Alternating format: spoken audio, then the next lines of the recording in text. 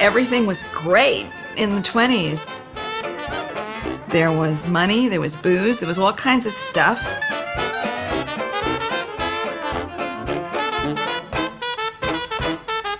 And all of a sudden, the world really just drops out from under you.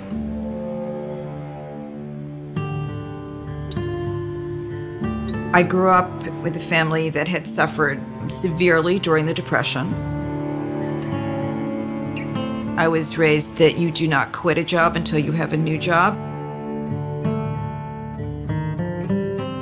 That you do everything you can to secure your place. In my own family, there are instances of people walking along the railroad tracks to pick up coal that was dropped by the trains, so they'd go home and be able to heat their houses.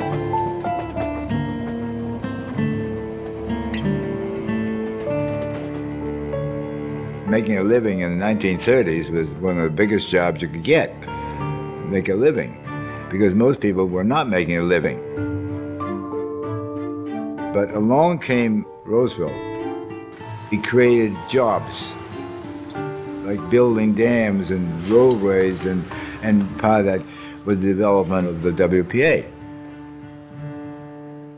George Biddle undoubtedly had the most profound impact on art history for 50 years. Most people don't remember him as much for his art as for the fact that he was a friend of the president's, Franklin Delano Roosevelt. And he wrote to the president, told him what was going on in Mexico, and begged him to establish similar programs in the United States so that artists could both work and eat. And almost everyone agrees that the whole sort of Works Progress Administration programs for artists went back to this letter. First of all, you had to prove that you were worthy of getting money from the WPA, which meant you had to prove that you didn't have an income. So you'd establish yourself and you'd be assigned to either the easel project, the mural project, and there were several others, and eventually the printmaking project. I think that people were a little shocked that first, sometimes that the government would pay artists. I think for some people that was quite hard to take, but for artists it was enormous. The WPA was a very exciting period because it gave so many artists a chance to develop as painters, muralists, and so forth, so on. So I feel the WPA was one of the greatest contributions to the history of American art.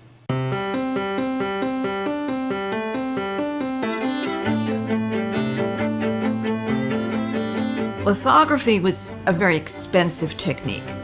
You needed a lot of equipment, you needed a master printer to help you, and the stones themselves were difficult to handle, and they were expensive. So shops where several people could use the material, that made lithography possible, and that was in part a huge revival of the medium of lithography under the WPA. I was a very big guy and I could really handle the stones, so I used to take my stones to my studio on 6th Avenue and 57th Street and carry them up 4 flights. And then I see a kid on the street and I say, would you like to get an ice cream cone and sit around a while, and I make a picture of you, and they used to come up and pose for me. And then I would take my stones back to the Art Students League and I would print them. Will Barnett was the master printer at the Art Students League.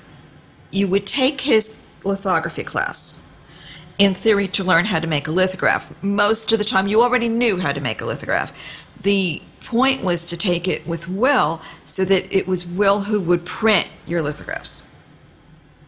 Of course, Will made his own work, and he did make prints that were published by the WPA. WPA period, I used to do these workers, which I think was very much influenced by Roscoe. A lot of my work encompassed what was going on socially.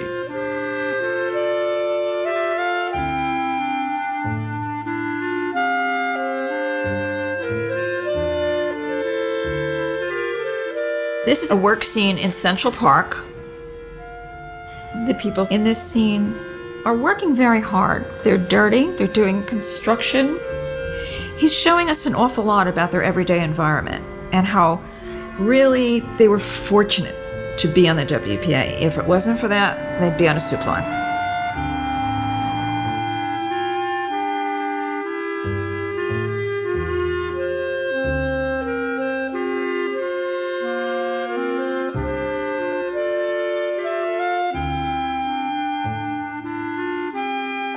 Michael Gallagher encouraged African American artists. African Americans were very, very well represented in that shop and in the WPA overall. I think the role of so many African Americans in the WPA is really underestimated and is really remarkable. They were portraying what they saw. And they made images that a lot of people would find quite distressing.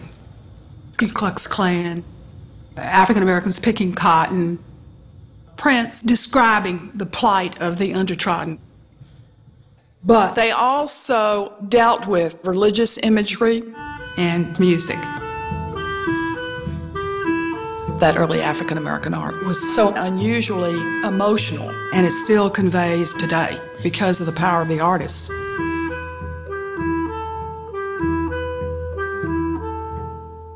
WPA artists had two choices, lithography and silkscreen. Silkscreen was affordable and easy, so they made lots of prints and posters in color.